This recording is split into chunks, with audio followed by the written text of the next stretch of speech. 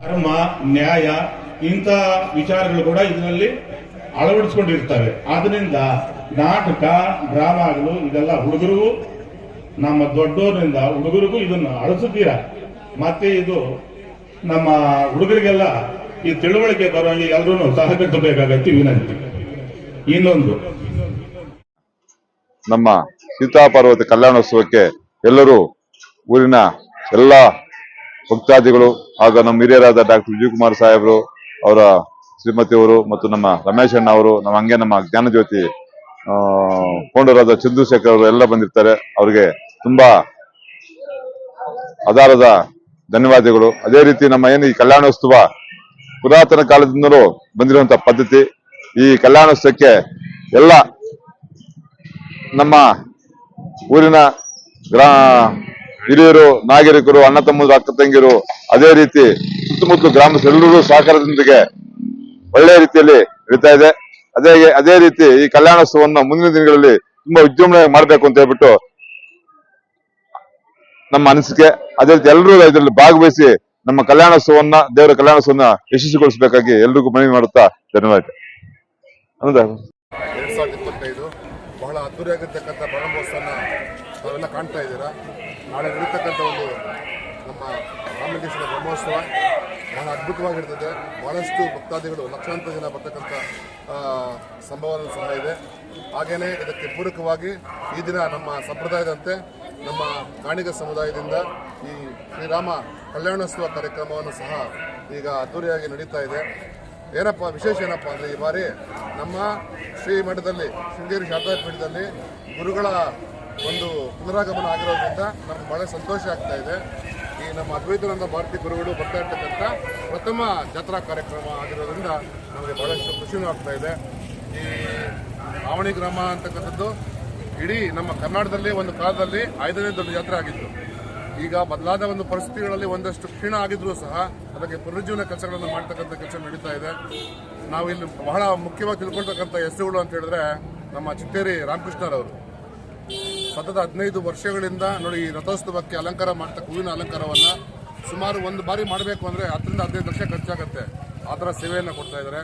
ಮತ್ತು ಮಾನ್ಯ ಕಲ್ಲುಪಲ್ಲಿ ಪ್ರಕಾಶ್ ಅವರು ಯಾಕೆ ಅಂತ ಹೇಳಿದ್ರೆ ಸತತವಾಗಿ 10-12 ವರ್ಷಗಳಿಂದ ನಿತ್ಯ ದಾಸೋಹವನ್ನು ಈ ಒಂದು ಬ್ರಹ್ಮೋತ್ಸವ ದಿವಸ ಮಾಡ್ತಾರೆ. ಮತ್ತು ಈ ನಮ್ಮ ಒಂದು ಜಾತ್ರೆಯಲ್ಲಿ ಈ ಇದು ಮಾಂಸಗಳು ಸಹ ಒಂದಷ್ಟು ಪ್ರಮುಖ ಬೀದಿಗಳಲ್ಲಿ ಆಗ್ತಾ ಇದ್ರು. ಅದನ್ನು ತೆರವುಗೊಳಿಸಿ ಅದಕ್ಕೆ ಅಂತ ಒಂದು ಬೇರೆ ವಿಭಾಗವನ್ನು ಮಾಡಿದ್ದು ಸಹ ಮಾನ್ಯ ಕಲ್ಲುಪಲ್ಲಿ ಪ್ರಕಾಶ್ ಅವರು.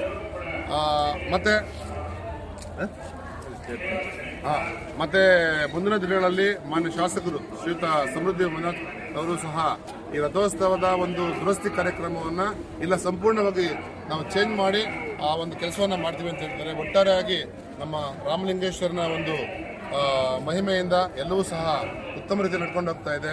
ಸದಾಕಾಲ ಹೀಗೆ ನಡೆಯಲಿ, ನಮ್ಮ ರಾಮಲಿಂಗೇಶ್ವರ ತಂದೆಯ ಆಶೀರ್ವಾದ ಎಲ್ರಿಗೂ ಸಿಗಲಿ ಅಂತಕ್ಕಂಥ ಮಾತನ್ನು ಹೇಳಿ ನಾನು ಶುಭವನ್ನು ಕೊಡ್ತಾ ಇದ್ದೀನಿ. ಕಾರ್ಯಕ್ರಮಕ್ಕೆ ಅದೃಷ್ಟ ಪಡೆಯುವ ಕೇಳಿದ್ರು. ಇಲ್ಲಿ ನಮ್ಮ ಏನು ನಡೀತಾ ಇದೆ. ಜೊತೆಗೆ ನಾಳೆ ಜಾತ್ರೆ ನಾವು ಸುಮಾರು ಭಾಳ ವರ್ಷದಿಂದ ಅನ್ಕೊಳ್ತಾ ಇದ್ದೀವಿ ಬರಬೇಕು ಅಂತೇಳಿ ಬರೋಕ್ಕಾಗಲಿಲ್ಲ. ಬರೋಕ್ಕಾಗ್ತದೆ ಇರ್ತಾ ಇದ್ದೀವಿ. ನಮ್ಮ ಅದೃಷ್ಟ ಬಂದಿದ್ದೀವಿ. ಮತ್ತು ನಮ್ಮ ಅವಳಿ ಬಾಬು ಅವರು ಮತ್ತು ನಮ್ಮ ಹಿರಿಯರು ದೇವಸ್ಥಾನಕ್ಕೆ ಆಹ್ವಾನ ಮಾಡಿದ್ರು. ಅದೇ ರೀತಿಯಾಗಿ ಕಲ್ಯಾಣೋತ್ಸವ ಮತ್ತು ರಾಮಲಿಂಗೇಶ್ವರ ಜಾತ್ರೆ ಎಲ್ಲರೂ ಕೂಡ ಎಲ್ಲ ತಾವು ಎಲ್ಲ ಪ್ರತಿನಿಧಿಗಳು ಒಳ್ಳೇದು ಮಾಡಲಿ. ಅದೇ ರೀತಿ ದೇವರು ಅನುಗ್ರಹ ಸಿಗಲಿ ಅಂತೇಳಿ ಶುಭ ಹಾರೈಸಿ. ಆವಣಿ ಜಾತ್ರೆ ಕೋಲಾರ ಜಿಲ್ಲೆಯಲ್ಲಿ ಒಂದು ವಿಶೇಷವಾಗಿರ್ತಕ್ಕಂಥ ಒಂದು ಜಾತ್ರೆ. ಅನೇಕ ಕಡೆಗಳಿಂದ ತಮಿಳುನಾಡು, ಆಂಧ್ರ ಮತ್ತು ಅನೇಕ ಕಡೆಗಳಿಂದ ಕೂಡ ರಾಸುಗಳನ್ನ ಕರ್ಕೊಂಡು ಬಂದು ಇಲ್ಲಿ ವ್ಯಾಪಾರವನ್ನು ಮಾಡ್ತಕ್ಕಂಥದ್ದು, ಕೋಟ್ಯಾಂತರ ರೂಪಾಯಿ ವ್ಯವಹಾರ ಮಾಡ್ತಕ್ಕಂಥ ಒಂದು ಜಾತ್ರೆ ಆಗಿದೆ. ಯಾಕಂದ್ರೆ ಪೂರ್ವ ಕಾಲದಲ್ಲಿ ಎತ್ತುಗಳು ಅದೆಲ್ಲ ಕೂಡ ಆವಣಿ ಜಾತ್ರೆಗೆ ವಿಶೇಷವಾಗಿ ಸಾಕ್ತಕ್ಕಂಥ ಒಂದು ಪ್ರಯತ್ನ ಇರ್ತಕ್ಕಂಥದ್ದು ನಿಮ್ಗೆಲ್ಲ ಗೊತ್ತಿದೆ. ಲವಾಕುಶರು ಇಲ್ಲೇ ಹುಟ್ಟಿದ್ದು ಅಂತಕ್ಕಂಥದ್ದು. ಅದೇ ರೀತಿಯಲ್ಲಿ ಈ ಆವಣಿ ಜಾತ್ರೆಯಲ್ಲಿ ಇವತ್ತು ಕಲ್ಯಾಣೋತ್ಸವಕ್ಕೆ ನಮ್ಮನ್ನೆಲ್ಲ ಕೂಡ ನಮ್ಮ ಸಮಾಜದವರು ಕರೆದಿದ್ರು. ನಾವೆಲ್ಲ ಬಂದು ಈ ಕಲ್ಯಾಣೋತ್ಸವನ ವಿಜೃಂಭಣೆಯಿಂದ ನಡೀತಕ್ಕಂಥದನ್ನ ನಾವು ಶುಭ ಹಾರೈಸ್ತೀವಿ. ಅದೇ ರೀತಿ ನಾಳೆ ನಡೀತಕ್ಕಂಥ ರಥೋತ್ಸವಕ್ಕೆ ಲಕ್ಷಾಂತರ ಜನ ಬರ್ತಾರೆ. ನಿಜವಾಗ್ಲೂ ಕೂಡ ನಮ್ಮ ಜಿಲ್ಲೆಗೆ ಒಂದು ಪ್ರತಿಷ್ಠಿತೆಯಾಗಿರ್ತಕ್ಕಂಥ ಒಂದು ಜಾತ್ರೆ ಅಂತಕ್ಕಂಥ ಮಾತನ್ನು ಬಯಸಿ ಈ ಕಾರ್ಯಕ್ರಮ ಯಶಸ್ವಿಯಾಗಲಿ ಅಂತೇಳಿ ಹಾರೈಸ್ತಾ ಇದ್ದೇನೆ ಸರ್. ಈ ಆವಣಿ ಜಾತ್ರೆ ನಾನು ಬಹಳ ವರ್ಷಗಳಿಂದ ಕೇಳಿದ್ದೀನಿ. ತುಂಬಾ ಚೆನ್ನಾಗಿ ನಡೆಸ್ಕೊಂಡು ಬರ್ತಾ ಇದ್ದಾರೆ. ಬಹಳ ವಿಶೇಷವಾದ ಒಂದು ಜಾತ್ರೆ ಇದು. ಇದರಲ್ಲಿ ಸಾವಿರಾರು ಜನ, ಲಕ್ಷಾಂತರ ಜನ ಭಾಗವಹಿಸಿರ್ತಕ್ಕಂಥ ನಾನು ನೋಡಿದ್ದೀನಿ.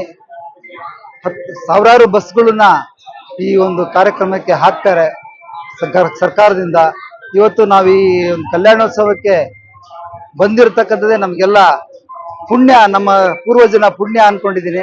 ಯಾಕಂದ್ರೆ ನಮ್ಮ ಆವಣಿ ಬಾಬು ಅವರು, ಆನಂದ್ ಅವರು ಎಲ್ಲ ಗಾಣಿಗ ಸಮುದಾಯದಿಂದ ಬಂದು ಬಹಳ ವಿಜೃಂಭಣೆಯಿಂದ ಇಂಥ ಒಂದು ಕಾರ್ಯಕ್ರಮನ ನಡೆಸ್ಕೊಡ್ತಾ ಇದ್ದಾರೆ. ಅವರೆಲ್ಲರಿಗೂ ಧನ್ಯವಾದಗಳನ್ನ ಹೇಳ್ತೀನಿ. ಇದು ಬಹಳ ದೊಡ್ಡ ಜಾತ್ರೆಯಾಗಿ ಹೊರಹೊಮ್ಮುತ್ತೆ ಮತ್ತು ಬಹಳಷ್ಟು ಜನ ಈ ಒಂದು ಜಾತ್ರೆಗೆ ಬಂದು ಈ ಒಂದು ಸಕ್ಸಸ್ಫುಲ್ ಆಗಿ ನಡೀಲಿ ಅಂತ ಹೇಳ್ಬಿಟ್ಟು ನಾನು ಹಾರೈಸ್ತೀನಿ. ಮತ್ತು ನಮಗೆ ಈ ಒಂದು ಅವಕಾಶ ಕೊಟ್ಟಿದ್ದಕ್ಕೆ ನಿಮ್ಮೆಲ್ಲರಿಗೂ ಧನ್ಯವಾದಗಳು ಹೇಳ್ತೀನಿ. Thank you.